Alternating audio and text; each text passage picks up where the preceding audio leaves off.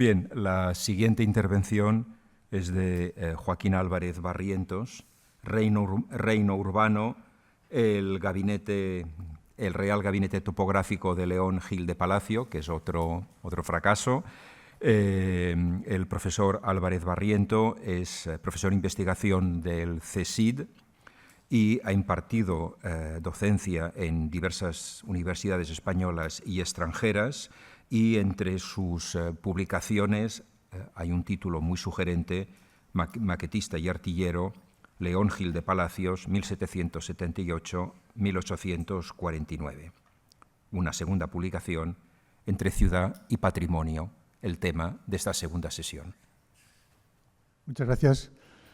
Pues, como todos hasta ahora, quiero comenzar agradeciendo a Carolina que me sumara a este proyecto, viniendo de otro ámbito distinto, para dar cuenta de este proyecto, que en efecto a la postre fue un proyecto fracasado, como siempre ha sido un proyecto fracasado en lo que se conoció como cuarto de modelos.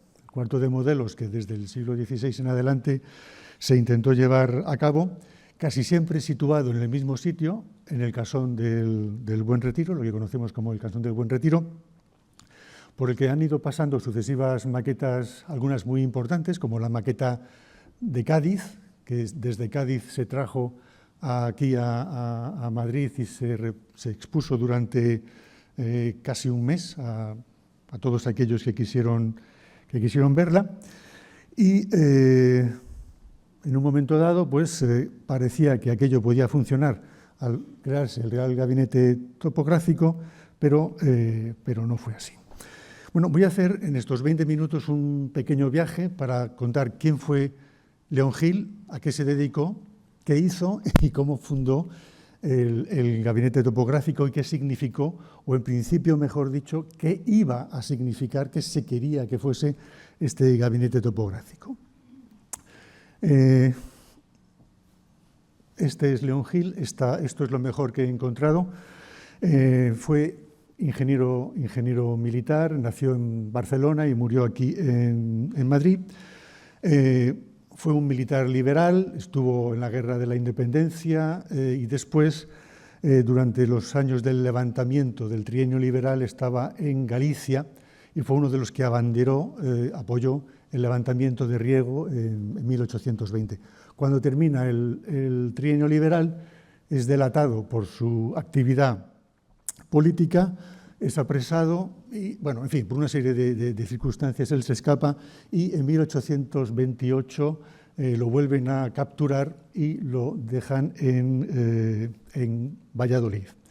Y en Valladolid va a ser una figura muy importante como profesor en la escuela militar que allí había, y se va a dedicar también ya, a lo mejor antes, no lo sabemos, se va a dedicar a hacer diferentes maquetas.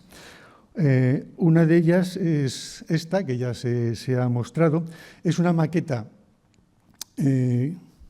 falsa en el sentido de que no reproduce la geografía ni la orografía de la zona.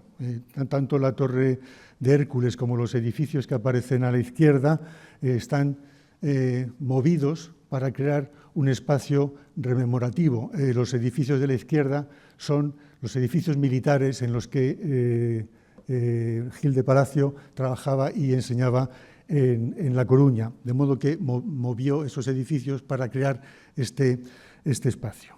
Después, en efecto, también creó esta otra maqueta y más adelante, o después, no se sabe bien, la maqueta perdida de Valladolid. Esta maqueta de Valladolid le sirvió a León Gil de Palacio para cambiar su futuro, para cambiar su destino, porque en 1828 pasó por allí Fernando VII, de vuelta de Cataluña, y León Gil había sido el encargado de preparar todos los festejos, toda la arquitectura efímera con la que había que celebrar la entrada de los reyes en Valladolid. Entre otras cosas, pues vio esa maqueta de Valladolid y, como le pasó a Napoleón hace poco, pues quedó fascinado con aquella maqueta y le encargó hacer una maqueta similar en Madrid. De manera que lo sacó de Valladolid, le liberó de todas las penalidades que tenía como liberal y lo destinó en el Museo de Artillería en Madrid. Y es ahí, en Madrid, donde realiza la famosa maqueta de la capital entre 1828 y 1830. Una maqueta que seguramente algunos conocen porque ahora ya han podido ver en el Museo de Historia, el Museo Municipal de Madrid, que desgraciadamente desde hace unos años, y no sabemos hasta cuándo, no se puede ver porque en teoría la están restaurando, pero no terminan de empezar la restauración. Realiza, como digo, esta maqueta y otras que le va encargando el rey. Estos son algunos aspectos de esta magnífica maqueta de Madrid. Realiza, por ejemplo, también esta otra maqueta del Monasterio del Escorial, que se ha podido ver recientemente en un par de exposiciones. Son maquetas que a él le van a servir para cambiar también su destino en Madrid, porque consigue, gracias a estas maquetas, ser académico de Bellas Artes. Y aquí va a empezar la historia del gabinete topográfico, pero todavía no la voy a contar. Porque además de director de este gabinete topográfico, León Gil fue director del Museo de Artillería. Lo fue a partir del año 1837 hasta su muerte en 1849. Él fue el encargado de trasladar en 1841 el Museo de Artillería hasta aquí, hasta esta crujía. Consecuencia de este traslado es que tuvo que llevarse el gabinete topográfico, que lo había instalado aquí, se lo tuvo que llevar al Casón del Buen Retiro. Pero bueno, eso lo contaré después, un poquito más despacio. Su labor fue importantísima en el museo. Vinieron una y otra vez, venían visitas de diferentes países para ver los fondos que había en este museo, incluso con gente similar a él, directores de museos en Inglaterra, tuvieron intercambios de piezas porque tenían bastantes copias y bastantes buen material en este museo, y a la labor de Gil de Palacio se debe la inclusión de algunas piezas fundamentales del museo que hoy se encuentra en Toledo, como esta tienda que durante mucho tiempo se pensó que era la tienda de Carlos V, después ya se vio que no, que era de este marino como figura ahí, pero que entra en el museo gracias a las gestiones de León Gil. O esta otra maqueta, aquí esto es solo un fragmento, dedicada a mostrar los sistemas defensivos, diferentes sistemas defensivos con los que parece ser que Felipe V aprendió. Ya sabemos que desde muy pronto y muy atrás en la historia, las maquetas eran un instrumento fundamental para que los reyes, los monarcas, aprendieran diferentes saberes, no solo saberes militares. Pero León Gil de Palacio, además de ser director del museo y director del gabinete, fue director de esta galería topográfica. La imagen no es muy buena porque es una ampliación de un pequeño anuncio que había en la prensa.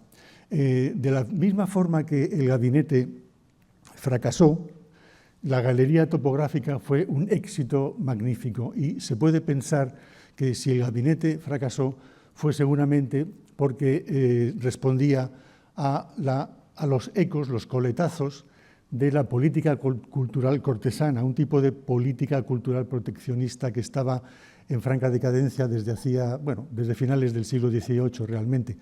Y si esto triunfó fue en gran medida porque era la típica iniciativa liberal, la típica iniciativa privada en la que entraban otros elementos en funcionamiento a la hora de montar un negocio. Esta galería, con diorama, cosmorama, en fin, con música que ambientaba los diferentes ambientes del negocio, estaba colocada en lo que hoy es la Plaza de Callao, al lado de la Biblioteca Nacional, y se destruyó en 1854 para montar en su lugar la fábrica de moneda y timbre. es interesante, muy interesante, acudir a la prensa para ver lo que se dice de esta iniciativa, que es una iniciativa que siempre se piensa desde el punto de vista didáctico, desde el punto de vista del entretenimiento, pero también desde el punto de vista nacional, porque se insiste una y otra vez en que cuanto se muestra aquí es producto del ingenio, de la investigación y del trabajo de españoles, no de extranjeros que vienen, porque no solo había esta galería topográfica, había otras muchas galerías, otros muchos cosmoramas que mostraban diferentes espectáculos, la gran mayoría de ellos dirigidos por franceses. Entonces, insisten mucho en este aspecto patriótico de visitar las familias, porque también se presenta como un entretenimiento propio de familias, por tanto, un entretenimiento patriótico y moral que puede cualquiera visitar frente a los otros negocios de otros individuos, normalmente franceses, como digo. Bien, aquí hay un ejemplo de cómo trabajaron para promocionar. Eran conscientes de la importancia de la publicidad, se anunciaban en los periódicos sistemáticamente, pero también tenían folletos que explicaban lo que se podía ver en la galería. De manera, y estos folletos iban cambiando a medida que las novedades de la galería también iban cambiando. Novedades que siempre eran o maquetas, o cosmoramas, o figuras de cera. Las figuras de cera las tuvieron durante poco tiempo porque se dieron cuenta de que a su tipo de público, porque iban dirigidos a un público más burgués, no les gustaban las figuras de cera que les parecían más propias de un público menos cualificado, un público de tercera clase, digamos, ¿no? Entonces, en su momento, pues, quitaron las imágenes de cera, que eran imágenes pues, de toreros, de militares, en fin, era un poco un totum revolutum, ¿no? Bien, bueno, este es un ejemplo de una maqueta más de las que León Gil ya dirigiera o ya construyera con su propia mano del acueducto de Segovia, que se encuentra en la Academia de Artillería de aquella ciudad. Bien, entonces el resto, lo que me queda de intervención, lo voy a dedicar al gabinete topográfico. Como he dicho, en 1830 termina la maqueta de Madrid. En 1830 la presenta también a la Academia de Bellas Artes. Le hacen académico de Bellas Artes por la sección de arquitectura. De hecho, él va a tener un papel bastante importante, por ejemplo, a la hora de crear los primeros textos, más que textos, los primeros planes de estudios de lo que va a hacer después la Escuela de Arquitectura en 1844. Él, junto con otros académicos, les plantean algunas consultas de cómo debían ser esos planes y ellos producen un texto que tiene bastante interés para renovar estos estudios de arquitectura.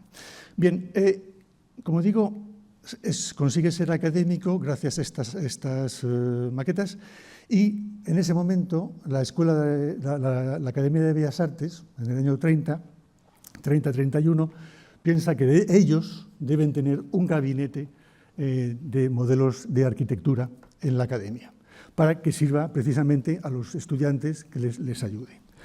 Y le eligen a él como director con una serie de encomiendas. Pero León Gil, en estos años, León Gil en estos momentos era el gran protegido, uno de los grandes protegidos de Fernando VII. Y él considera que es un momento de oportunidad y piensa que en lugar de depender de los académicos, sería bueno tener un gabinete topográfico exento, es decir, una institución más cultural de las muchas que durante el periodo de Fernando VII se fueron creando. De manera que le propone al rey la creación de este gabinete, que sería, como decían una y otra vez, una institución con la que no habría parangón en el resto de Europa. Y lo que le propone es que, retomando aquella vieja idea del cuarto de los modelos, y en esa idea también de la geografía como como elemento político, como saber político, reproducir en el gabinete topográfico las grandes ciudades del reino. De manera que tuviese, a vista de pájaro o a vista de lo que fuese, reproducido todo su reino, todo su poderío a base de maquetas.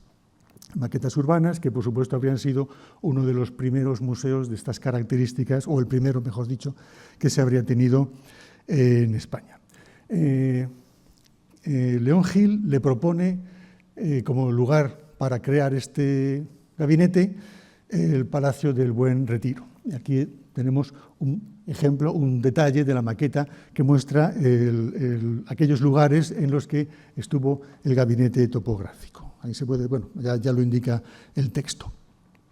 León Gil fue el encargado de restaurar el edificio que se estaba cayendo y el encargado de salvar las pinturas de los diferentes escudos de armas de las provincias. De manera que cuando se inaugura en 1833 el gabinete topográfico del rey, no de la academia, que no consigue tenerlo, cuando se inaugura, el gabinete tiene un peso específico real muy fuerte y nacional, porque aunque tiene pocas maquetas todavía, tiene la maqueta del Palacio Real, la del el proyecto anterior al que se realizó, tiene la maqueta de la Casa de Campo, maqueta de la Casa de Correos, en fin, diferentes lugares. Tiene también todas estas imágenes de las provincias, de manera que, y además algunas estatuas y una galería que él va creando, una galería de personajes reales de la realeza, que después se la va a quitar José Madrazo cuando quiera hacer la suya en el Museo del Prado en el año 47, pero bueno, esto no lo voy a contar. En fin, como digo, restaura el edificio, salva el edificio de la ruina y lo coloca el gabinete ahí. Y va a estar el gabinete en este edificio hasta el año 1841, en que tiene que desplazarlo porque tiene que llevar el Museo de la Artillería desde el Palacio de Buenavista, donde estaba, aquí al Retiro. De nuevo, León Gil se ocupa de la restauración del Casón.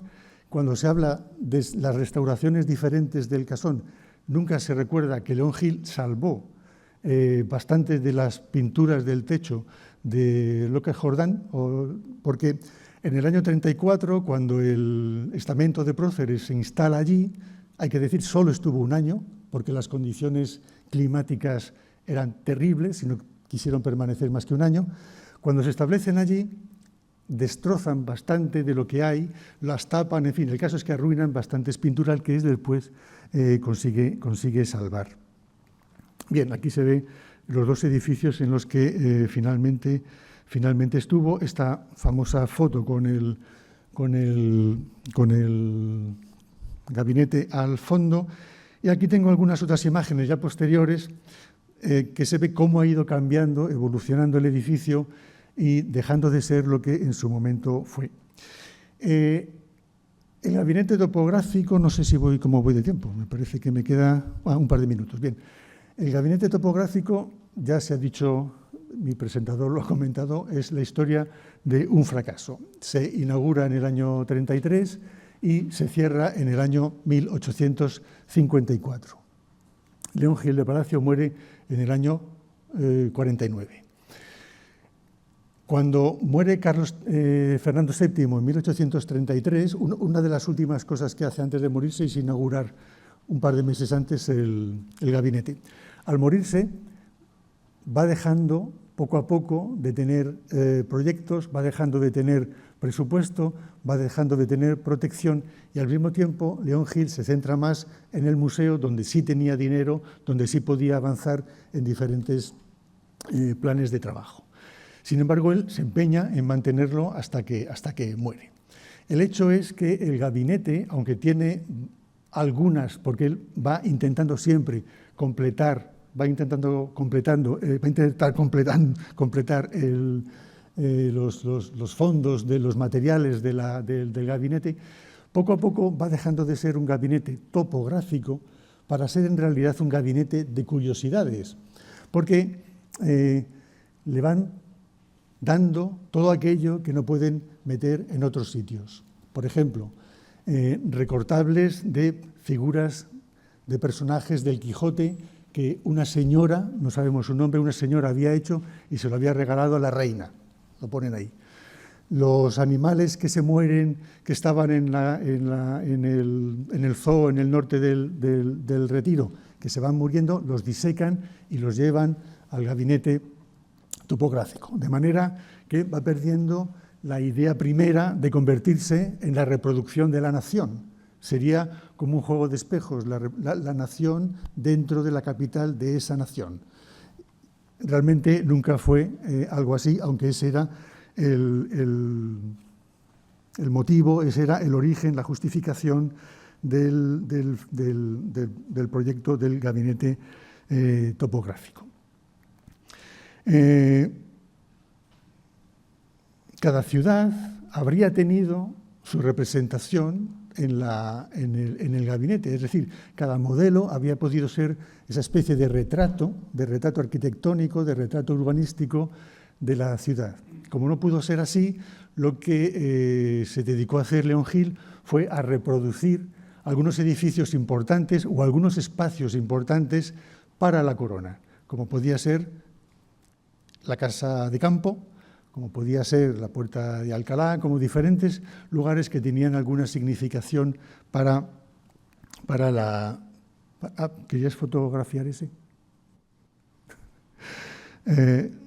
Bien, aquí son imágenes, como digo, posteriores al momento. Cuando en 1854 desaparece el gabinete, ya termino, las piezas se reparten en diferentes instituciones. Algunas van al Museo del Prado, otras van al Museo de Ingenieros, otras van al Museo de Artillería. Y la maqueta famosísima, la maqueta de Madrid, que había sido realizada y costeada por los militares, vuelve al Museo de Artillería. Y termino con esto. La maqueta se encuentra, como he dicho al principio, en el Museo Municipal de Madrid. Está desde el año 1927. Esto supuso para el Museo de Artillería un trauma extraordinario porque consideraban que era suya y porque además era la pieza estrella del museo. En 1927 conservamos la documentación para intentar pasar la maqueta al recién creado Museo Municipal. Los militares se defienden como el gato panza arriba.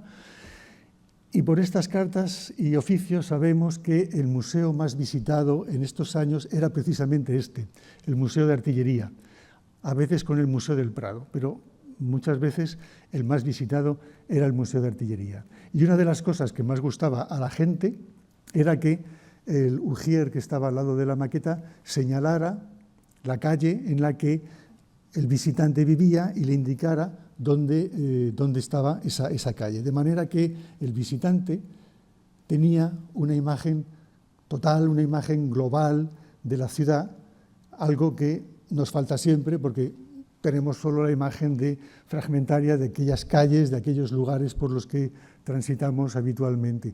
Este es uno de los beneficios, como todos sabemos, de las maquetas, ¿no? Poder ver de manera global y en este caso total la ciudad en la que se vive. Bueno, y no comento nada más. Muchas gracias.